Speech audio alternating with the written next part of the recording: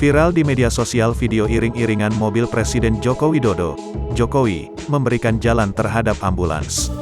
Rekaman video tersebut terjadi di Jalan Raya Purwodadi Blora, di Desa Mayahan, Kecamatan Tawang Harjo, Kabupaten Grobogan, Jawa Tengah, Rabu, tanggal 5 Januari tahun 2022. Pengemudi ambulans itu, Septian, membenarkan tentang kejadian tersebut. Saat itu, dirinya tengah melaju dari arah Rumah Sakit Umum Daerah, RSUD, Ki Ageng Selo Wirosari menuju RS Panti Rahayu, Yakum, Purwodadi. Ketika dalam perjalanan, ambulans yang dikemudikan Septian berpapasan dengan iring-iringan mobil Presiden Jokowi.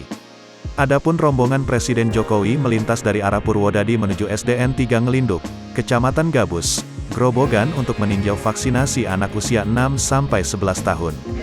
Saya tidak menyangka, awalnya saya berpikir mengalah dulu, namun pikiran saya ke pasien yang dalam kondisi gawat darurat, ujarnya, Rabu. Dalam video yang viral di media sosial, tampak ambulans yang dikendarai Septian diberi aba-aba oleh personel keamanan untuk terus melaju. Rombongan mobil Jokowi pun tampak memberi jalan untuk ambulans. Video berdurasi 29 detik itu direkam oleh rekan Septian.